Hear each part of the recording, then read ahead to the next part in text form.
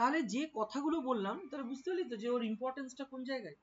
ঠিক আছে, তো মানে কতটা পরিমাণ ভাইটাল বিষয়গুলো আছে। আরো কি কি জিনিস চেক লিস্টের আছে? 4 নাম্বার বললাম, 5 নাম্বার চেক লিস্ট কি?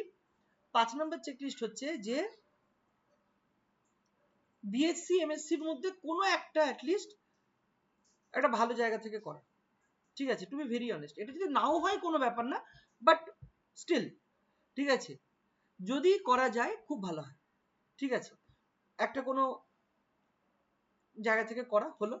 আচ্ছা, হওয়ার পর ঠিক আছে, 5 নাম্বার যেটা ক্রাইটেরিয়া, 5 নাম্বার ক্রাইটেরিয়া বলে দিলাম। 6 নাম্বার ক্রাইটেরিয়া যে you should have a national, you should have a national.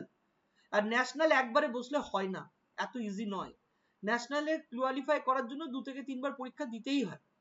এরকম খুব রেয়ার স্টুডেন্ট আছে যারা একবারে বসে ক্লিয়ার করে দেয়। দে আর ট্রুলি ট্রিমেন্ডাসলি ব্রিলিয়ান্ট। ঠিক আছে, মানতেই হবে। যে কোনো হোক, আমি নিজে বলছি আমার তো মনে হয় গেটটাকে সব থেকে সহজ বলে মনে হয়, যতগুলো গেট আর আইসিএমআর এর পরীক্ষা সব থেকে ইজি বলে মনে হয়। ঠিক আছে, বাট আইসিএমআর এর ঝামেলাটা কোন জায়গায়? আইসিএমআর এর কাট অফ উড বি 80-85%।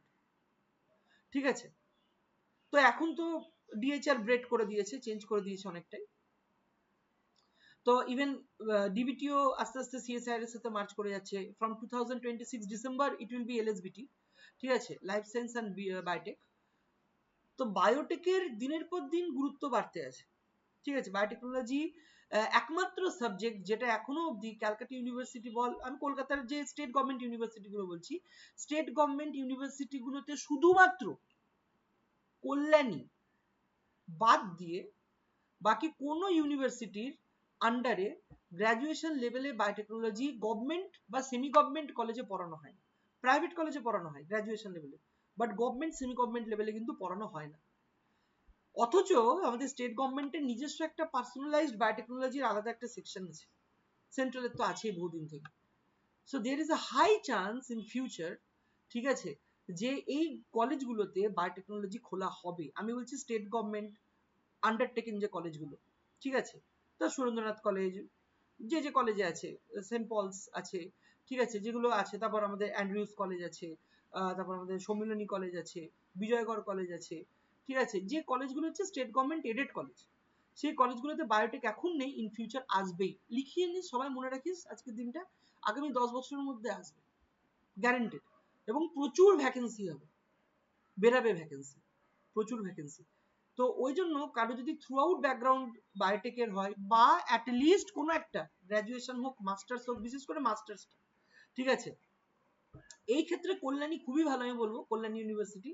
কারণ ওই সাবজেক্টটাই এমন রেখেছে, molecular biology and biotechnology in both graduation and masters. অনেকেই জানে না, বাট এই সাবজেক্টটা ভাই আমি বিশ্বাস কর, this is one of the best subject among all subjects, the deadly combination. এবং গোটা ভারতবর্ষে মাত্র দুটো জায়গায় এমএসসিতে আমার যতটা ধারণা মানে জানা আছে, মাত্র দুটো ইউনিভার্সিটিতে এমএসসিতে পড়ানো হয়। এক হচ্ছে কল্যাণী ইউনিভার্সিটি ওয়েস্ট বেঙ্গল, আর একটা হচ্ছে Tezpur university Assam, central university Tezpur. এই দুটো জায়গাতে MSc molecular biology and biotechnology একসাথে পড়ানো হয়।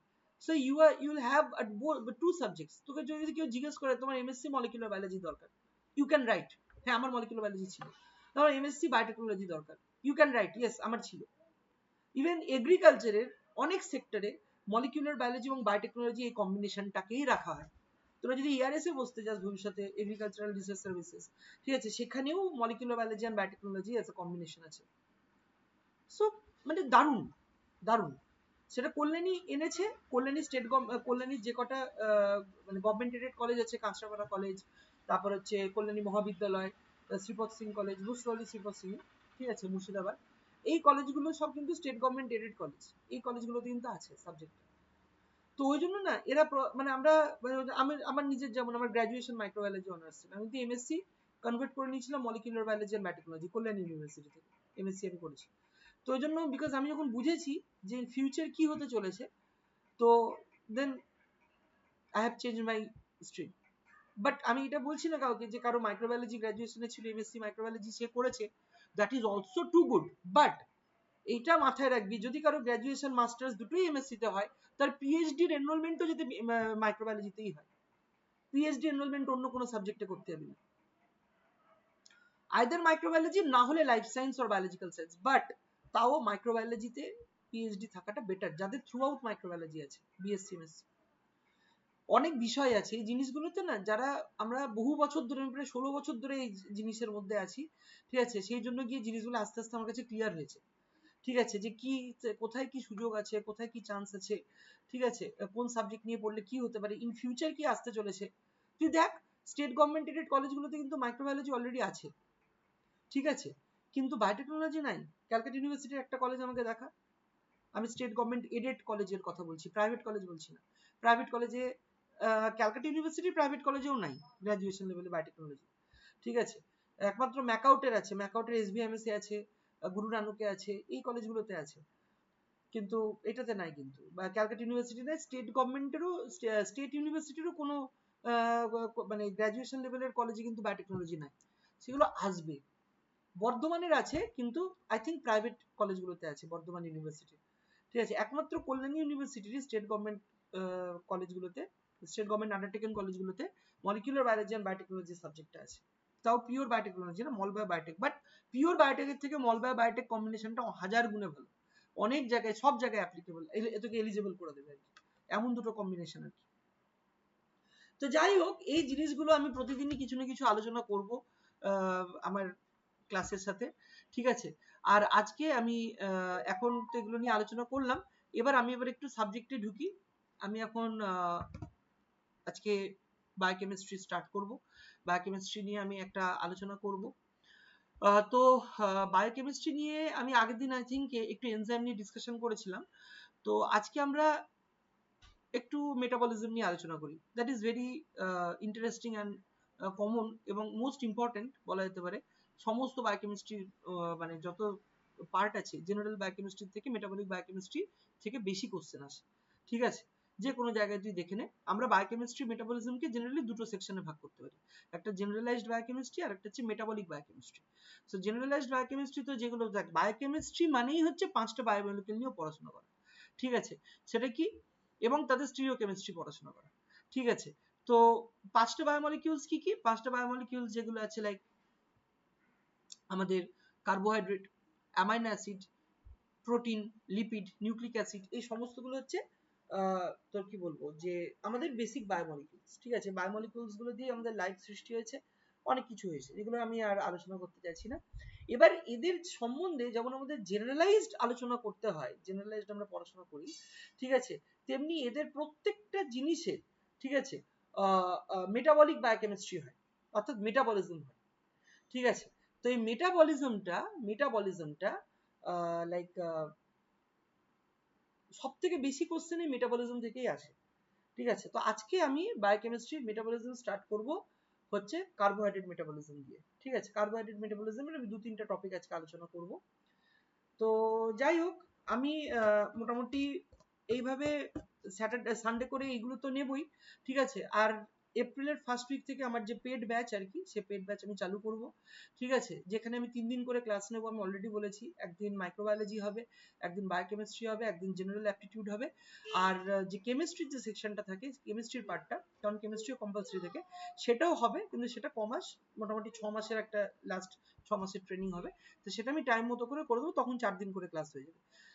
তো যাই হোক, এবং সেটা অন্যজন নেবে, কারণ হার্ডকোর কেমিস্ট্রির পার্ট থেকে সেটা তো আমি করাতে পারবো না, সেটা অন্য একজন নিয়ে ক্লাস নেবে, সেটা এখনই না, এখন আমি নিজে যে পার্টগুলো করাবো, that is microbiology, biochemistry and general aptitude, এই পার্টগুলো আমি করাবো 3 দিনে, Saturday, Sunday, Monday or Friday, Saturday, Sunday, that will be the মানে কি বলবো ক্লাস শিডিউল আর কি, এরকম হবে, আয়তা শুক্র শনি রবি, নাহলে শনি রবি সোম, এইভাবে স্টার্ট করব। আর আমি প্ল্যান করছি যে এই যে ব্যাচটা আমি রেখেছি, যে মানে ফ্রি ব্যাচটা যেটা আছে, সেটা আমার রবিবার করে এগুলো চলতে থাকবে, ঠিক আছে। আমি আর বন্ধ করব না, রবিবার করে চলতে থাকবো। তো এখানেও কিছু কিছু করে আলোচনা প্রত্যেক দিনই, প্রত্যেক সানডে করে ক্লাস হবে, ঠিক আছে। তো যারা যারা করতে চায় তারা তারা অবশ্যই জয়েন করতে পারে, কোনো সমস্যা নেই। তো যাই হোক, তো এই বিষয়গুলো, আর আরেকটা কথা, যে ব্যাচে যারা আছে, যে গ্রুপে যারা থাকবে, তারা সমস্ত ডিটেল নোটস ব্যাকের মধ্যে দেওয়া আছে, চাবি বলে দাও তো, ঠিক আছে। ডিটেল নোটস থেকে শুরু করে সবই আস্তে আস্তে মানে আমরা আলোচনা করব, ঠিক আছে। আচ্ছা যাই হোক, আমি এখানে যারা আছে আজকে অনেকে নতুন আছে, তাদের আমি একটু রিকোয়েস্ট করছি তারা আগের দুটো দিনের ভিডিও যাতে একটু ইউটিউব থেকে দেখে নেয়। আমি আজকে নয় আরেকবার স্ট্যাটাসে দিয়ে দেবো। আর কারণ ওখানে আমি অনেক কিছু আরো আলোচনা করেছি, খুব ইম্পর্টেন্ট কিছু। ঠিক আছে, তো যাই হোক, তো এবার আমরা একটু পড়াই আসি। তো আমি যেটা জেনারেলি, সবাই লোকে শুনে হাসতে পারে, লোকে শুনে অনেক কথা বলতে পারে, ঠিক আছে, বাট আমি যেটা সবাইকে আগে কার্বোহাইড্রেটের যেটা বেসিক, যেটা দ্যাট ইজ দ্য গ্লাইকোলাইসিস, ঠিক আছে, এই জিনিসটা আমি যেটা সবাইকে আগে যেখান থেকে পড়তে বলি বেসিক, সেটা শুনে সবাই হাসতে পারে, that is from RP Singh. ঠিক আছে, আরপি সিং এর মধ্যে বেশ কটা মেটাবলিজম খুব সুন্দর দেওয়া আছে। ঠিক আছে, তো আমি সেটা বলতে পারি কারণ অনেকে ওখানে মানে এটা বলতেই পারে যে ন্যাশনাল ইন্টারন্যাশনাল মানে রাইটারকে না পড়িয়ে এটা পড়াচ্ছে আর কি। বাট দেখো আমার একটাই ফান্ডা, ঠিক আছে, যেখান থেকে লোকে সহজে বুঝতে পারবে, যেখান থেকে যেটা থেকে পড়লে আমি সব অ্যান্সার করতে পারবো, আমি সেই জায়গা থেকে পড়াবো। ঠিক আছে, তো সেরকমই একটা জায়গার নাম হচ্ছে আরপি সিং, এবং আমি আরপি সিং এর যে পার্টটা তোর এই glycolysis, TCA cycle, ED pathway, PPP, pentose phosphate pathway, ঠিক আছে, এইগুলো খুবই ইম্পর্টেন্ট। ঠিক আছে, মানে এখান থেকে আমি প্রত্যেকটা লাইন বাই লাইন বলে দেবো যে কবে কোন বছর কি কোশ্চেন এসছে। ঠিক আছে, তো ওই জন্য যদি একটু ওই জায়গাগুলো ভালো করে বই থেকে পড়া যায়, আই থিঙ্ক এনাফ। তারপরে তো আমার নোটস আছে, আলাদা সমস্ত কিছু আছে, এই ব্যাপারগুলো। তো যাই হোক, আমি একটা গ্রুপে নোট পাঠাচ্ছি। আচ্ছা, অনুষ্কা বা বা ঈশা অথবা স্নেহা, তোদের কাছে এটা আছে রে এখন অ্যাভেলেবেল? হ্যালো হ্যালো, শোনা যাচ্ছে? স্যার, হ্যাঁ স্যার, কোনটা? একটু ওই যে ওই আরপি সিং এর ওই আমাদের গ্লাইকোলাইসিসের পার্টটা একটু হ্যাঁ স্যার, পিডিএফটা দেখছি। একটু, হ্যাঁ একটু পিডিএফটা একটু পাঠাতো গ্রুপে। ঠিক আছে, এই টার্গেট গেটের গ্রুপটাতে পাঠা। ঠিক আছে, যে জায়গাগুলো দরকার আমি সেই জায়গাগুলোকে ক্রপ করে রেখেছি, মানে ক্রপ মানে জাস্ট পিডিএফ করে রেখেছি, যে কারণ জেনারেলি আরপি সিং এর পিডিএফ পাওয়া যায় না। ঠিক আছে, তো আমাদের নিজেদেরই বই থেকে পিডিএফ বানাতে হয়। তো যেটুকু যেটুকু দরকার যখন, কারণ সবার পক্ষে তো বই কেনা সম্ভব হয় না। তো যাই হোক, আমি দেখাচ্ছি, দেখ কতটা ইম্পর্টেন্ট বুঝতে পারবি। জাস্ট গিভ মি 1 মিনিট, ওরা গ্রুপে পাঠাচ্ছে।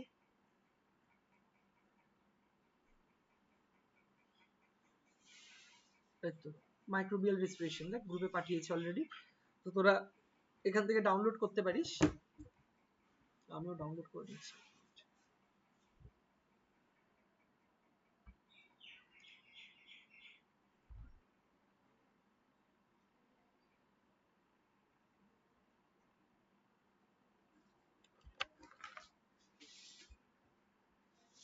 আচ্ছা দেখ, আমি আমার স্ক্রিনটা শেয়ার করছি। ঠিক আছে,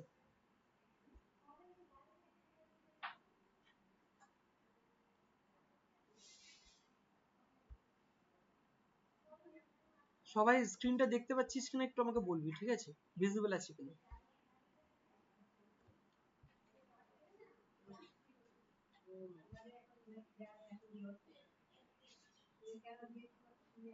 দেখ আমার স্ক্রিনটা দেখা যাচ্ছে, ভিজিবল আছে স্ক্রিনটা? হ্যাঁ স্যার। ওকে ওকে ওকে ওকে, দেখো সবাই দেখতে পাচ্ছিস? দেখ microbial respiration, aerobic respiration, glycolysis, দেখ আমার পুরো মার্ক করা আছে বড় পর জিনিসগুলো, যে কি করা হয়। পেন্টোজ ফসফেট পাথওয়ে, এটা গ্লাইকোলাইসিসের ছবি। তারপরে পেন্টোজ ফসফেট পাথওয়ে, এটা this one is the pentose phosphate pathway. তারপরে Entner Doudoroff pathway, ED pathway, very important. ঠিক আছে, তারপর TCA cycle, tricarboxylic acid cycle. ঠিক আছে, এটা এখানে অবধি দেওয়া আছে, এটা হচ্ছে পার্ট 1। এরপরে আবার আছে পার্ট 2, তার মধ্যে কেলভিন সাইকেল, হ্যাঁ তাহলে বহু কিছু আছে আরো যাই হোক। এখান থেকে প্রত্যেক বছর গেটে কোশ্চেন থাকে, প্রত্যেক বছর। ঠিক আছে, যেহেতু আমি গেট নিয়ে আমি এখন আলোচনা করছি তাই গেটের ব্যাপারেই বলছি, নেটেও থাকে question, because you all know that glycolysis is how much important. ঠিক আছে, কতটা ইম্পর্টেন্ট গ্লাইকোলাইসিস তোরা প্রত্যেকেই জানিস বিষয়টা, এটা নতুন করে আমার বলার কিছু নাই। তো দেখ, সিম্পল কটা স্ট্র্যাটেজি, যে গ্লাইকোলাইসিসটা কি জিনিস, হোয়াট ইজ গ্লাইকোলাইসিস, যদি আমি সবার প্রথমে বলি হোয়াট ইজ গ্লাইকোলাইসিস। ঠিক আছে, আজকে আমরা গ্লাইকোলাইসিসটা একটু আলোচনা করব। ঠিক আছে, তো এই গ্লাইকোলাইসিসটা কি? গ্লাইকোলাইসিস হচ্ছে এমন একটা মেটাবলিক পাথওয়ে, ঠিক আছে, যেটার মাধ্যমে আমাদের বডিতে এনার্জি তৈরি হয় এবং এনার্জি তৈরির ফার্স্ট স্টেপ বলা যেতে পারে। এবং শুধু আমাদের মধ্যে না, এনি লিভিং সিস্টেম ইন আর্থ, ঠিক আছে, যার মানে গ্লাইকোলাইসিস হয় না এরকম কারো খুব রেয়ার আছে, আর যাদের মধ্যে গ্লাইকোলাইসিস হয় না তাদের মধ্যে গ্লাইকোলাইসিসের অল্টারনেটিভ কোনো পাথওয়ে আছে, ঠিক আছে, সেগুলো আমরা পরে পড়বো, এখন না, আগে বেসিক গ্লাইকোলাইসিস সম্বন্ধে জানবো। এবার প্রশ্নটা হচ্ছে গ্লাইকোলাইসিসটা যদি আমাদের ক্ষেত্রে বলি, গ্লাইকোলাইসিসটা হয় কোথায়? প্রত্যেকটা সেলে হয়, ঠিক আছে, সে মাসল হোক, ঠিক আছে, সে লিভার সেল হোক, যে কোনো জায়গাতে এই প্রত্যেকটা সেল, যে মাসেলের প্রত্যেকটা সেল হোক, লিভারের প্রত্যেকটা সেল হোক, মেনলি এই দুটো জায়গাতে হয়, muscle cells and liver cells. খুব ভালো কথা। এইবার এই যে গ্লাইকোলাইসিসটা হয়, গ্লাইকোলাইসিসটা is a catabolic pathway. Now আমাদেরকে জানতে হবে যে what is catabolism and what is anabolism, ঠিক আছে। অ্যানাবলিজম মানে কি ফরমেশন, আর ক্যাটাবলিজম মানে কি ব্রেকডাউন, ঠিক আছে। ক্যাটাবলিজম মানে হচ্ছে কোনো বায়োমলিকিউলকে ভাঙা, হচ্ছে ক্যাটাবলিজম, আর অ্যানাবলিজম হচ্ছে কি কোনো বায়োমলিকিউলকে জোড়া লাগানো, জোড়া লাগিয়ে তৈরি করা, হচ্ছে অ্যানাবলিজম, ঠিক আছে। বা কোনো এলিমেন্টকে জোড়া লাগিয়ে একটা কোনো সিস্টেম তৈরি করাই হচ্ছে আমাদের অ্যানাবলিজম, ঠিক আছে। তো যখন আমরা ক্যাটাবলিজম আর অ্যানাবলিজমকে মার্চ করে দিই, যেমন আমাদের বডি সিস্টেমটা এমন একটা সিস্টেম যেখানে দুটো জিনিসই একসাথে হয়, ক্যাটাবলিজমও হয় অর্থাৎ ব্রেকডাউনও হয়, আর অ্যানাবলিজমও হয় মানে ফরমেশনও হয়। তো ক্যাটাবলিজম আর অ্যানাবলিজম মিলিয়ে, ঠিক আছে, যেটা তৈরি হয় সেটাকে আমরা বলি কি মেটাবলিজম বলি। ক্যাটাবলিজম আর অ্যানাবলিজম মিলিয়ে যেটা তৈরি হয় সেটাকে আমরা কি বলে থাকি? মেটাবলিজম বলে থাকি। বোঝা গেল তো? খুব ভালো কথা, মেটাবলিজম বলে থাকছি। এইবার এইবার ঠিক আছে, এইবার কার্বোহাইড্রেটের যতগুলো মেটাবলিজম আছে ওদেরকে আমরা দুটো সেকশনে জেনারেলি ভাগ করি, একটা হচ্ছে ক্যাটাবলিজমে ভাগ করি আর একটা অ্যানাবলিজম বলে আমরা ভাগ করি, ঠিক আছে। খুব ভালো কথা। অর্থাৎ কার্বোহাইড্রেটের এমন কিছু সিস্টেম আছে, এমন কিছু রিঅ্যাকশনস আছে যেখানে প্রোডাক্ট তৈরি হয়, কিছু জায়গাতে আবার হচ্ছে ব্রেকডাউন হয়, বায়োমলিকিউলস তৈরি হয়, কোথাও আবার ব্রেকডাউন হয়। ভালো কথা। তো কার্বোহাইড্রেট মেটাবলিজমের শুরুটাই হয় কি দিয়ে? গ্লাইকোলাইসিস দিয়ে। কেন গ্লাইকোলাইসিস দিয়ে? বিকজ এখানে গ্লুকোজের ব্রেকডাউন হয়, গ্লুকোজ। এবার আমরা প্রত্যেকে জানি যে আমরা সারাদিনে যা খাই তার মধ্যে কার্বোহাইড্রেট থাকেই থাকে। যেমন আমাদের অ্যাটলিস্ট বাঙালিরা বল বা বাইরের বল, যারাই হোক না কেন, প্রত্যেকে আইদার ভাত খায় না হলে রুটি খায়, তাই তো? এগুলো কি? সবই তো স্টার্চ মেটেরিয়াল, ঠিক আছে। স্টার্চটা কি? স্টার্চটা হচ্ছে একটা পলিস্যাকারাইড। কি দিয়ে তৈরি? তোর গ্লুকোজ ইউনিট দিয়ে তৈরি, তাই না? আমি যদি একবার মনোমারিক ইউনিটটার নাম বলি, সেটা কি? গ্লুকোজ। খুব ভালো কথা। এবার গ্লুকোজ তোর আমরা যখন খাচ্ছি স্টার্চ, তখন কিন্তু সেটা স্টার্চ হিসেবে থাকছে এবং স্টার্চটা দেন কি হচ্ছে? ব্রেকডাউন হচ্ছে, স্মল ফ্র্যাগমেন্টে, ছোট ছোট ছোট ছোট ফ্র্যাগমেন্টে ব্রেকডাউন হয়, অনেকগুলো স্টেপ থাকে, ঠিক আছে। অ্যামাইলোজ, অ্যামাইলোপেকটিন, বহু কিছু ব্যাপার থাকে, ঠিক আছে। সেটা আমি যখন কার্বোহাইড্রেটের ইন ডিটেলে ঢুকবো, ঠিক আছে, তখন আমি বলবো, আলোচনা করবো। তো এবার যেটা হচ্ছে বিষয়, যে এই যে ধর যে কার্বোহাইড্রেটের যে স্টার্চটা ভাঙতে ভাঙতে একদম লাস্টে গিয়ে তোর গ্লুকোজে কনভার্ট হচ্ছে। এবার সেই গ্লুকোজটা, ঠিক আছে, গ্লুকোজ তো হয়ে গেল, বাট গ্লুকোজটাকে তো এবার ইউটিলাইজ করতে হবে। Glucose is a monosaccharide, single unit glucose, যেটা 6 কার্বন, যেটাকে আমরা 6 কার্বন সুগারও বলে থাকি। বুঝে গেল তো? তো সেগুলো যখন আমি আমার যখন ব্যাচে যখন আলোচনা হবে, তখন আমি জেনারেল বায়োকেমিস্ট্রি পড়াবো, ঠিক আছে, তখন ওগুলো ডিটেইলে আলোচনা করব।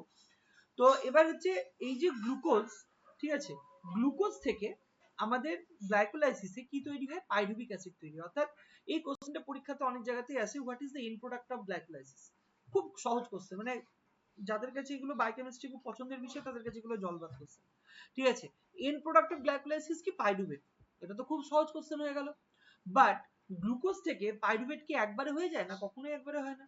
10টা স্টেপ আছে, 10টা স্টেপ পার করে গিয়ে তারপর গ্লুকোজ থেকে পাইরুভিক অ্যাসিড তৈরি হয়, ঠিক আছে। এবং 10টা step is not that much easy, একদম ইজি নয় স্টেপগুলো, ঠিক আছে। ইভেন এর মধ্যে অনেক কিছু জুড়ে আছে, আমি যখন আরো ডিটেলে যখন পড়াবো তখন দেখবি যে এর মধ্যে থার্মোডাইনামিক্স ঢুকে আছে, ঠিক আছে, বায়োএনার্জেটিক্স ঢুকে আছে। প্রত্যেকটা স্টেপে একটা নির্দিষ্ট পরিমাণ এনার্জি প্রোডাকশন হয়, সেইগুলো কোশ্চেন আসে কোথায়? সেগুলো নেটে আসে কোশ্চেন, ঠিক আছে। এনার্জি পার স্টেপ ওয়াইজ এনার্জি, যাই হোক সেগুলো অনেক আরো ডিটেলের কথা। তো যাই হোক, তো সবার প্রথমে যে 10টা স্টেপ, সবার প্রথমে আমাকে জানতে হবে একটা কোশ্চেন আমাকে তোরা বলতো, তোরা কেউ বলতে পারবি যে গ্লাইকোলাইসিস অক্সিজেনের প্রেজেন্সে হয় না অ্যাবসেন্সে হয়? এনিওয়ান, কেউ বলতে পারবি যে গ্লাইকোলাইসিস অক্সিজেনের প্রেজেন্সে হয় না অ্যাবসেন্সে হয়, নাকি দুটোতেই হতে পারে?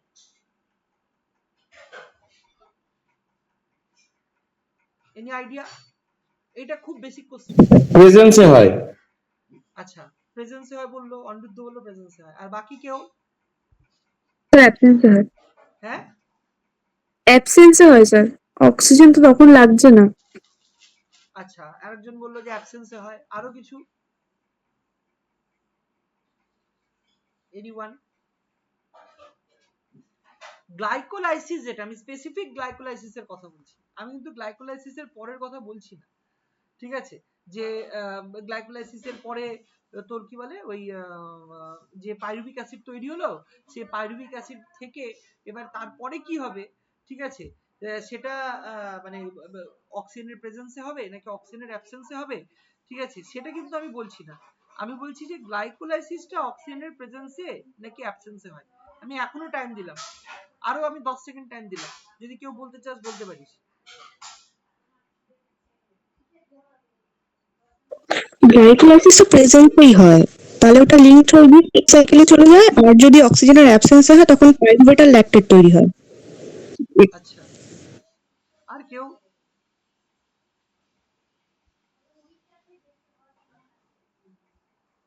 এনিওয়ান? আর কেউ?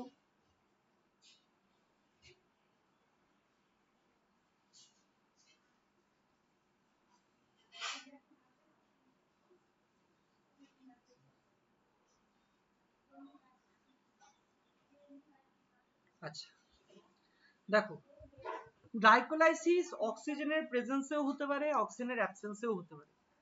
শুধুমাত্র গ্লাইকোলাইসিসটা, অনলি গ্লাইকোলাইসিসের জন্য, ঠিক আছে?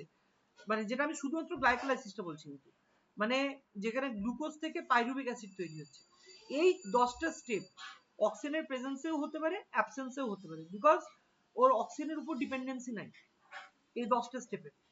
বাট এর পরের যে স্টেপগুলো, অর্থাৎ পাইরুভিক অ্যাসিড থেকে নেক্সট যে স্টেপগুলো হয়, তখন দুটো স্টেপে ভেঙে যায়, pyruvic acid to acetyl CoA, আর নাহলে pyruvic acid to lactic acid, ঠিক আছে?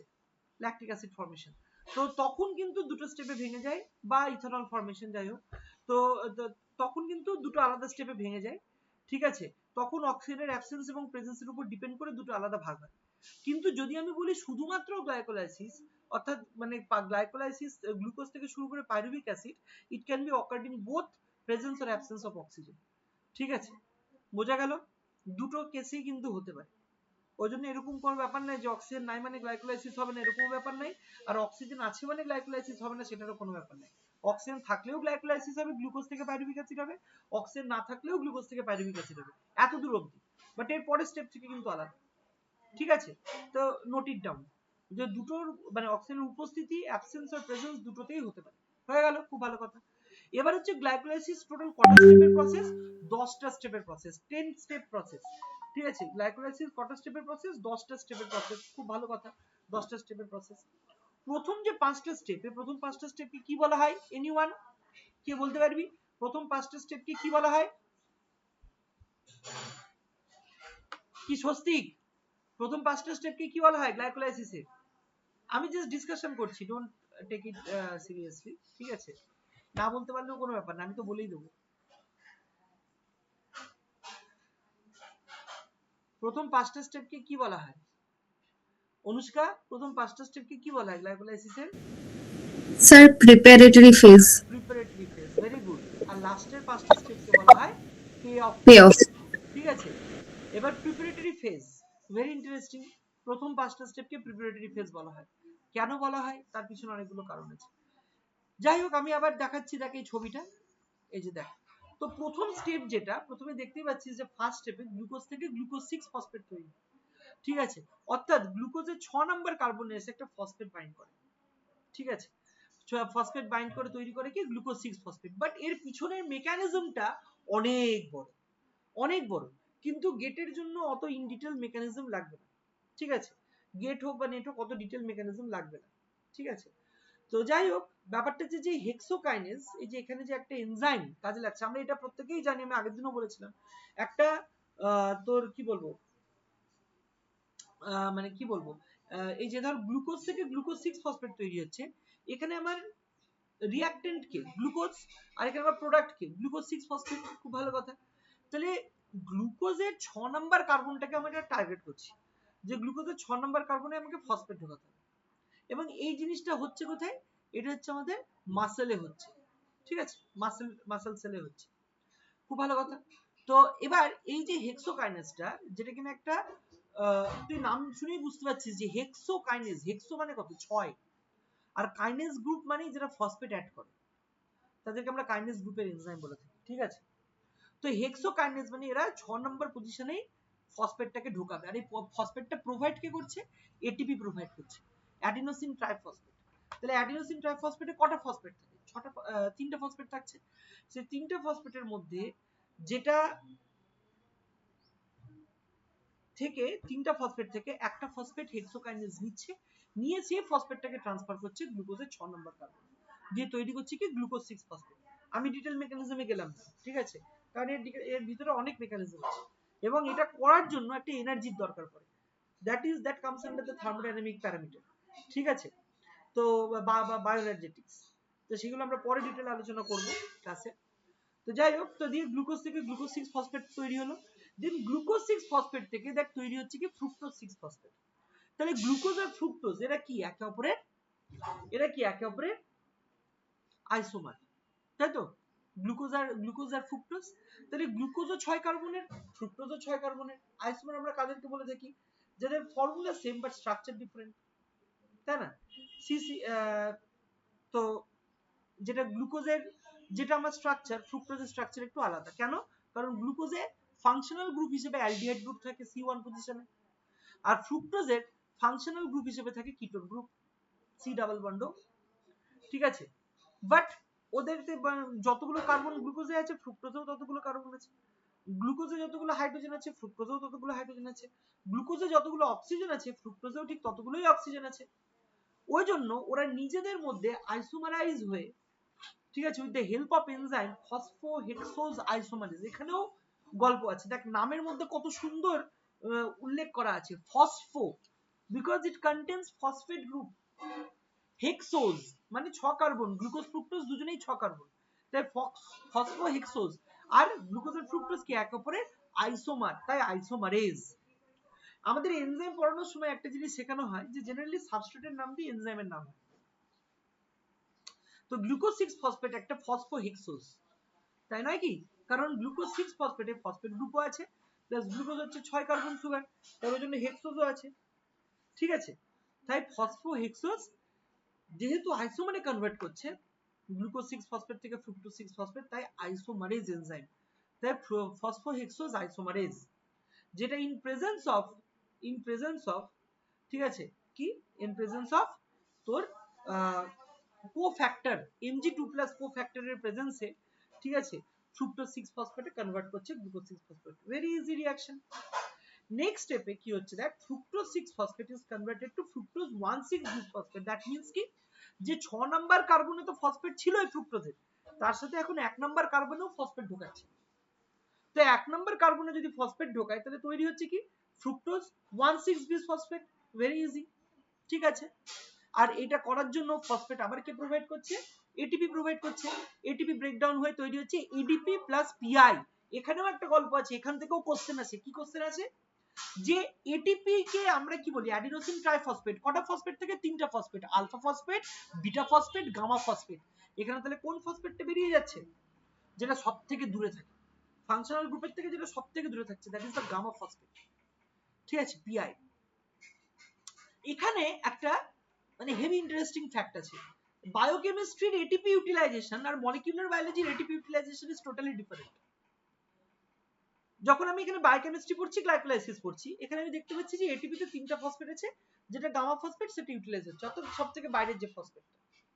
কিন্তু মলিকিউলার বায়োলজিতে যদি আমি রেপ্লিকেশনের কথা বলি, রেপ্লিকেশনেও কিন্তু যখন রেপ্লিকেশন হয়, ডিএনএ পলিমারেজ যখন রেপ্লিকেট করে, ঠিক আছে, ডিএনএ থেকে ডিএনএ তৈরি করে, বা ডিএনএ থেকে ডিএনএ তৈরি করে, ঠিক আছে,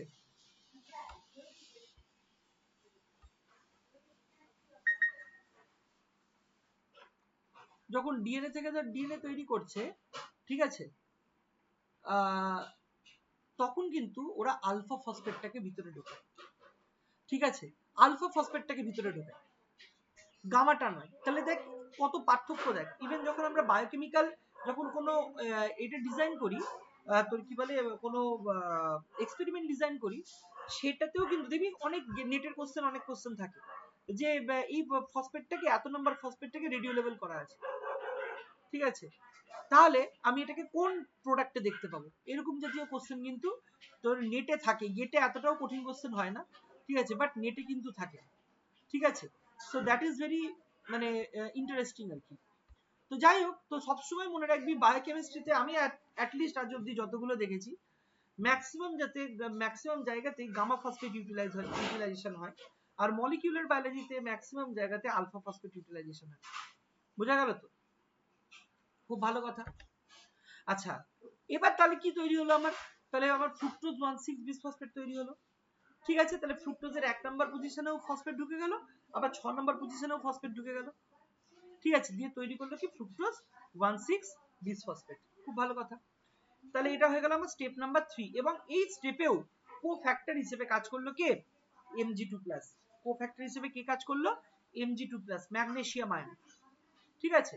দেন ফোর্থ স্টেজে 4 নম্বর স্টেপে কি হলো দেখ, যে তোর যে ফ্রুক্টোজ 1,6 বিসফসফেট তৈরি হলো 6 কার্বনের, সেটাকে অ্যালডোলেজ এনজাইম কি করলো? 3 কার্বন 3 কার্বন সুগারে ভেঙে দিল।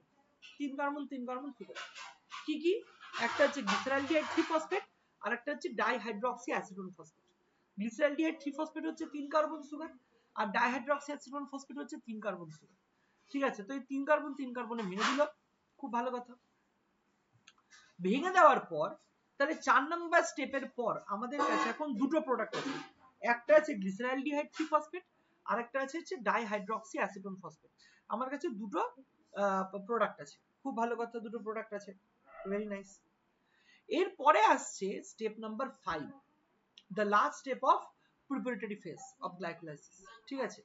এই last step of preparatory phase of গ্লাইকোলাইসিসে কি হয়, যে গ্লিসারালডিহাইড 3 ফসফেট যেটা তৈরি হয়েছিল সেটা তো থাকলোই, তার সাথে যেটা তৈরি হয়েছিল ডাইহাইড্রক্সি অ্যাসিটোন ফসফেট, যেটা তৈরি হয়েছিল কি ডাইহাইড্রক্সি অ্যাসিটোন ফসফেট, সেই ডাইহাইড্রক্সি অ্যাসিটোন ফসফেটটা, ঠিক আছে, আইসোমারাইজেশনের মাধ্যমে, ঠিক আছে, গ্লিসারালডিহাইড 3 ফসফেটে কনভার্ট হলো।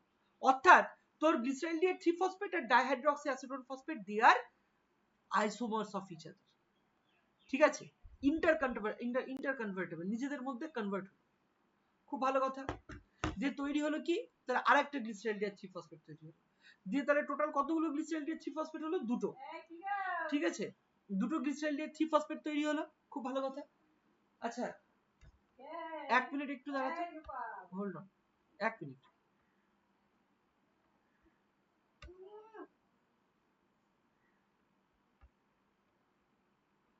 রবিবার ছাড়া তো আর হবে না। আচ্ছা, ওকে। আচ্ছা, তো তাহলে যেটা বলছিলাম যে তাহলে এখন আমার কতগুলো গ্লিসারালডিহাইড 3 ফসফেট তৈরি হলো? দুটো আমার 3 কার্বন প্রোডাক্ট তৈরি হলো গ্লিসারালডিহাইড 3 ফসফেট। খুব ভালো কথা। তাহলে এটা হয়ে গেল হচ্ছে আমার প্রিপারেটরি ফেজ। এইবার এখান থেকে কোশ্চেন আসে, এই প্রিপারেটরি ফেজে কতগুলো এটিপি ইউটিলাইজেশন হয়েছে, ঠিক আছে। এই যে মাসিকে বলে দিয়েছি কি লাগবে,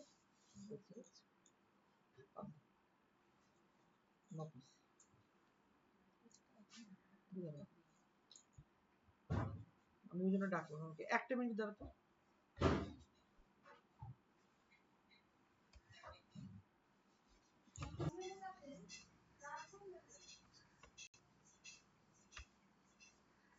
আচ্ছা, ঠিক আছে।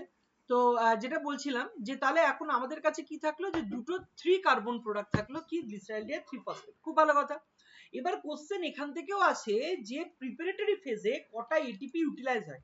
দেখ, তাহলে আমরা যদি কাউন্ট করি তাহলে তোরা দেখতেই পাবি যে আমাদের এখানে কিন্তু বেসিক্যালি দুটো এটিপি ইউটিলাইজ হচ্ছে। স্টেপ নাম্বার 1 এ একটা এটিপি ইউটিলাইজ হচ্ছে, আর স্টেপ নাম্বার 3 তে একটা এটিপি ইউটিলাইজ হচ্ছে। তাহলে এটিপি ভেঙে আমার এডিপি প্লাস পিআই প্রোডাকশন হচ্ছে। খুব ভালো কথা। তাহলে প্রিপারেটরি ফেজে দুটো এটিপি খরচা হচ্ছে, হয়ে গেল, শেষ। এবার চলে আসছে কি আমার এটাতে, তোর পে অফ ফেজে। এবার পে অফ ফেজে কি হচ্ছে দেখো, পে অফ ফেজে কি হচ্ছে, পে অফ ফেজে কি হচ্ছে, যে যেটা গ্লিসারিল দিয়ে 3 ফসফেট তৈরি হয়েছিল দুটো, এবার মনে রাখবি এবার থেকে যতগুলো প্রোডাক্ট তৈরি হবে সব দুটো করে তৈরি হবে, সব কটা দুটো করে তৈরি হবে, এবার থেকে যতগুলো প্রোডাক্ট তৈরি হবে সব কটা দুটো করে তৈরি হবে, ঠিক আছে, খুব ভালো কথা, সব কটা দুটো করে তৈরি হবে।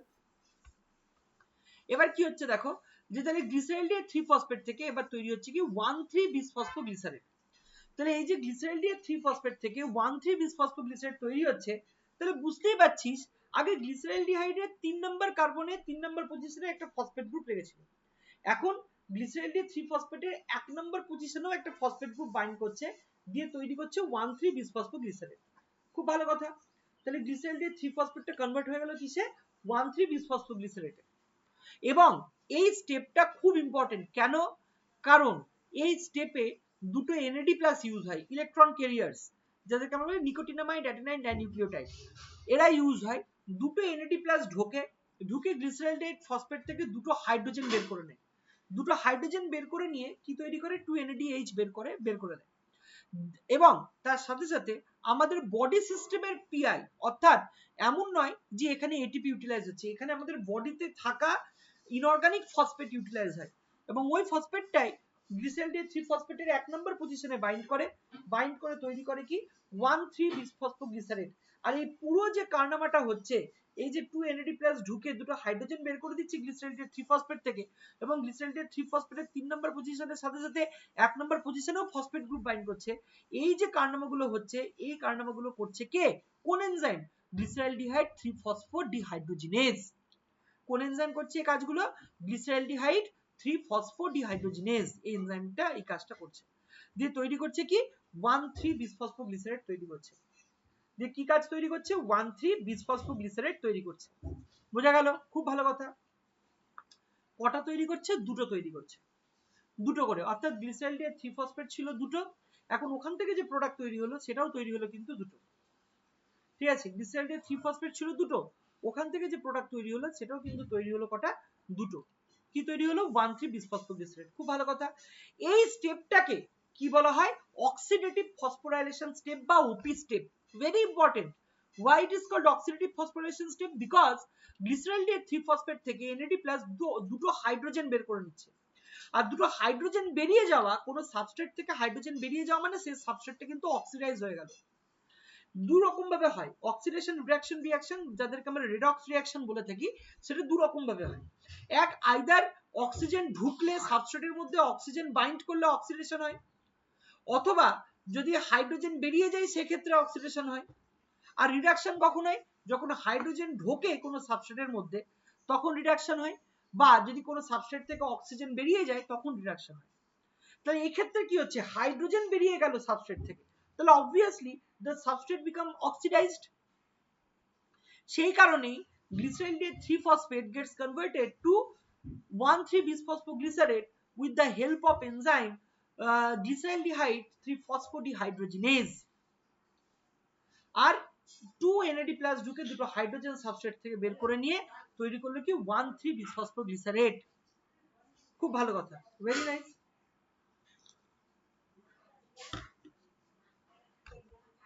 এর পরেরটা দেখো কি হচ্ছে, এর পরেরটা দেখো কি হচ্ছে, 1,3 বিসফসফোগ্লিসারেট এখন আমার হাতে কটা আছে, দুটো আছে, এবারে এই দুটো 1,3 বিসফসফোগ্লিসারেট কনভার্ট হয় কিসে, 3 ফসফোগ্লিসারেটে কনভার্ট হয়, এই দুটো 1,3 বিসফসফোগ্লিসারেট কিসে কনভার্ট হয়, 3 ফসফোগ্লিসারেটে কনভার্ট হয়, খুব ভালো কথা, 3 ফসফোগ্লিসারেটে কনভার্ট হচ্ছে, ভালো করে বুঝবি, এখানে 1,3 বিসফসফোগ্লিসারেট থেকে একটা ফসফেট বেরিয়ে যাচ্ছে, কত নাম্বার পজিশন থেকে ফসফেট বেরোচ্ছে বল দেখি, তোরাই বল, 1,3 বিসফসফোগ্লিসারেট ছিল, ওখান থেকে 3 ফসফোগ্লিসারেট পড়ে থাকলো, তাহলে বেরোলো কত নাম্বার থেকে ফসফেটটা, বল কত নাম্বার পজিশন থেকে বেরোলো, 1 নাম্বার থেকে না 3 নাম্বার থেকে, 1 নম্বর, 1 নাম্বার পজিশন থেকে ফসফেট গ্রুপ বেরিয়ে গেল, এবং এই ফসফেটটা বেরিয়ে যাওয়া কিন্তু নরমাল বেরিয়ে যাওয়া নয়, কারণ এই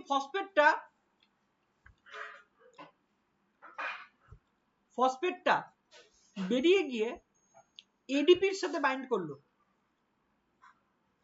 ফসফেটটা বেরিয়ে গিয়ে এডিপির সাথে বাইন্ড করলো এবং এডিপির সাথে বাইন্ড করে তৈরি করলো এটিপি।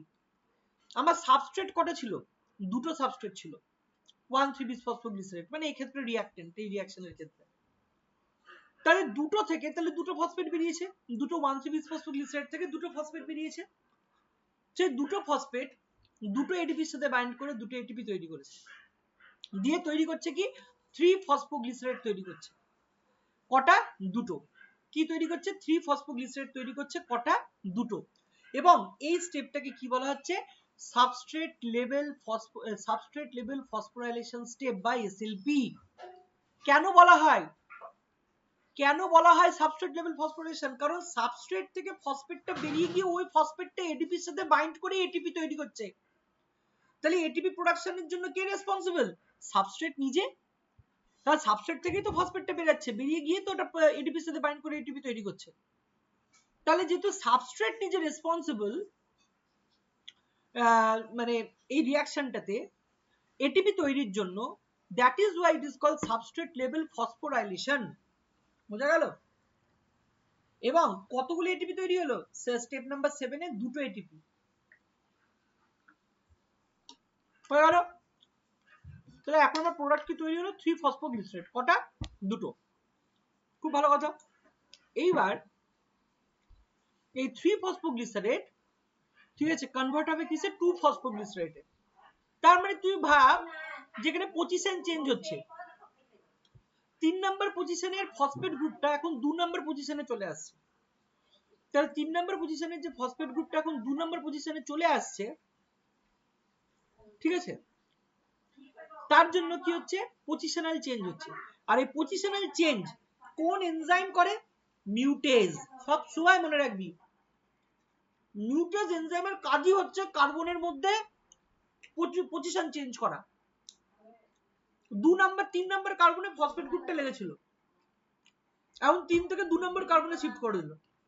এই যে positional change, that is being controlled by mutase enzyme. মিউটেজের এটাই ধর্ম, মিউটেজ এটাই করে। তাহলে এবার এটাও কিন্তু হচ্ছে in presence of Mg2+, that is the cofactor. এবার 2-ফসফোগ্লিসারেট কটা তৈরি হলো? দুটো। এবার এই দুটো 2-ফসফোগ্লিসারেট থেকে কি তৈরি হচ্ছে? ফসফোএনল পাইরুভেট। এবং এটাতে কি দেখা যাচ্ছে? যে 2-ফসফোগ্লিসারেট থেকে দুটো জল বেরিয়ে যাচ্ছে। আর এই জল বের করতে হেল্প করে কোন এনজাইম? এনোলেজ। একদম মাথায় ধরে রাখতে হবে, এনোলেজ। এনোলেজ এনজাইম কি করে? তোর 2-ফসফোগ্লিসারেট থেকে জল বের করে দেয়। জল বের করে দিয়ে ওটাকে কনভার্ট করে ফসফোএনল পাইরুভেটে। সেটাও তৈরি হচ্ছে কতগুলো? দুটো। খুব ভালো কথা। আর এই যে দুটো ফসফোএনল পাইরুভেট তৈরি হচ্ছে, এই দুটো ফসফোএনল পাইরুভেট থেকে কি হচ্ছে? পাইরুভেট কাইনেজ এনজাইম দুটো ফসফেট গ্রুপকে বের করে দিচ্ছে। ফসফোএনল পাইরুভেটে দুটো ফসফেট গ্রুপ তো ছিল, কারণ দুটো ছিল, তাই দুটো ফসফেট গ্রুপ, ওই দুটো ফসফেটকে বের করে দিচ্ছে আবার। তার মানে সাবস্ট্রেট আবার ফসফেট প্রোভাইড করছে কাকে? এডিপি কে প্রোভাইড করছে। তার ফলে এডিপি গুলো কনভার্ট হচ্ছে কিসে? দুটো এটিপি তে কনভার্ট হচ্ছে। ঠিক আছে, 2 ATP gets converted to 2 ATP with the help of enzyme pyruvate kinase। যেহেতু সাবস্ট্রেট ফসফেট প্রোভাইড করে এটিপি তৈরি করতে সাহায্য করছে, সেই জন্য এই স্টেপটাকে কি বলা হয়? এই স্টেপটাকেও বলা হয় সাবস্ট্রেট লেভেল ফসফোরাইলেশন স্টেপ বা এসএলপি। বোঝা গেল তো? এই স্টেপটাকে কি বলা হয়? এসএলপি।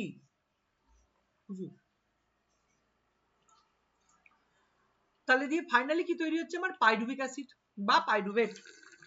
এটা করার জন্য যে কোফ্যাক্টরস গুলো লাগছে সেগুলো কি কি? K+ and either Mg2+ or Mn2+। এইগুলো থেকেও কোশ্চেন আসে যে কোন কোন cofactor is responsible for this reaction in step number 10 in glycolysis। তা বোঝা গেল তো যে how much important this one। তাহলে এইভাবে গ্লাইকোলাইসিসের শেষে আমার টোটাল এটিপি কটা প্রোডাকশন হচ্ছে? এই কোশ্চেনটা তো বহুবার বহু জায়গায় আসে।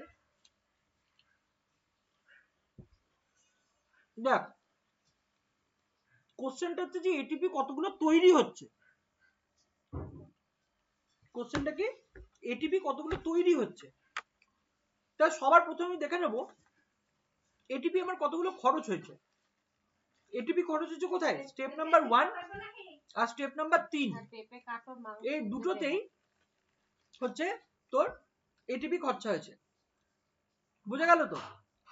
কটা করে, একটা করে, ভালো করে লক্ষ্য কর। স্টেপ নাম্বার 1 এও একটা খরচা হয়েছে এটিপি, স্টেপ নাম্বার 3 তেও একটা খরচা হয়েছে এটিপি। কিন্তু এটিপি তৈরি হয়েছে কোথায়? এটিপি তৈরি হয়েছে স্টেপ নাম্বার 6 ওপি, স্টেপ নাম্বার 7 এসএলপি, আর স্টেপ নাম্বার 10 এসএলপি, অর্থাৎ সাবস্ট্রেট লেভেল ফসফোরিলেশন। এই তিনটে জায়গাতে এটিপি তৈরি হয়েছে।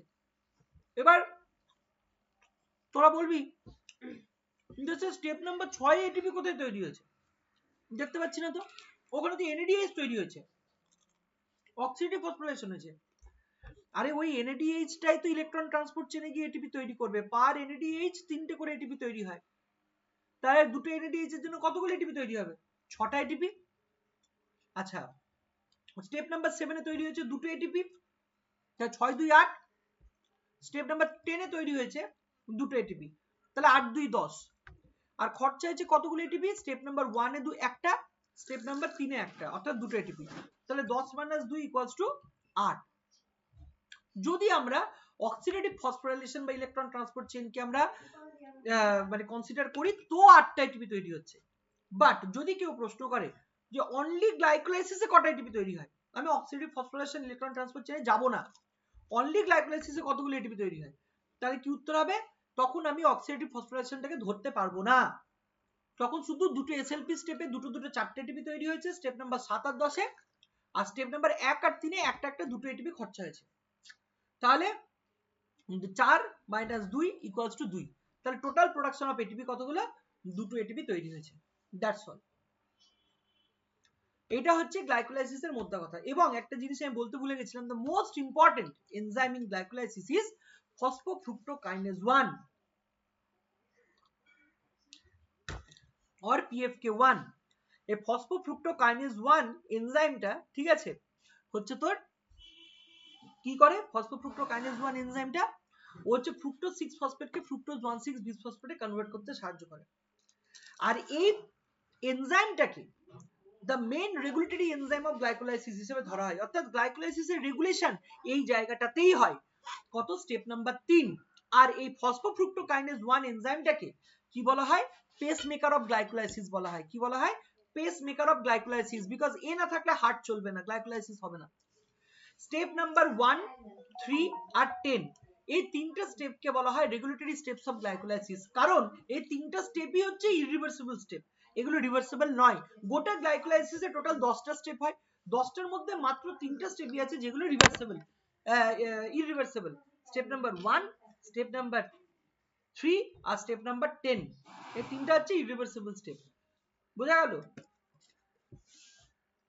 এই তিনটা হচ্ছে ইরিভার্সিবল স্টেপ। আর ওই ইরিভার্সিবল স্টেপগুলোই হচ্ছে কি তোর রেগুলেটরি স্টেপস অফ গ্লাইকোলাইসিস। বোঝা গেল তো? তো এই হচ্ছে বিষয়। প্রচুর কোশ্চেন আসে, যে কোশ্চেনগুলো পড়ানোর সময় বললাম এইগুলো থেকে ভরে ভরে ভরে ভরে কোশ্চেন আসে, ঠিক আছে। তো যদি এই গ্লাইকোলাইসিসটা যদি ভালো করে পড়া যায়, ঠিক আছে, তোদের আশা করি অনেক উপকারে আসবে, ঠিক আছে, সে হচ্ছে কথা। তো বল তাহলে মোটামুটি বোঝা গেল আজকে যে আমি গ্লাইকোলাইসিসটা পড়ালাম, কিছু বুঝতে পারলি? মেঘা, মেঘা কি আছিস? আছি আছি। বুঝতে পারলি গ্লাইকোলাইসিসটা? হ্যাঁ, বুঝতে পেরেছি। ওকে। আচ্ছা, এখানে একজন আছে অনিন্দিতা রয় তালুকদার বলে, আমি কি জানতে পারি, তোর প্রত্যেকটা ক্লাসই দেখছি লাস্ট 3 দিন ধরে আছিস, তুই কোন কলেজে পড়িস বা কোন ক্লাস, মানে কোন সেমিস্টার? আমি ঠিক চিনতে পারছি না, ওই জন্য আমি জিজ্ঞেস করলাম আর কি। আচ্ছা, নো প্রবলেম। আচ্ছা আচ্ছা, পৌলমি, পৌলমি আছিস তো? হ্যাঁ স্যার। বলছি তোদের সাথে আমি মিটিং করব, ঠিক আছে, এক্ষুনি করব। আচ্ছা, আমি এই ক্লাসটা শেষ করে নেবো, এখন শেষ করে নিয়ে আমি করব তারপরে মিটিং, ঠিক ঠিক আছে। আছে। হ্যাঁ, আমি একটু এই বাকিদেরকে জড়ো করে আমি একসাথে মিটিংটা করাবো। আচ্ছা ঠিক আছে, তো বলো তাহলে আর বাকিদের আর কারো কোনো কোশ্চেন? বাকিরা বুঝতে হবে? অনুষ্কা বোঝা গেছে, অরিত্র বোঝা গেছে? হ্যাঁ স্যার।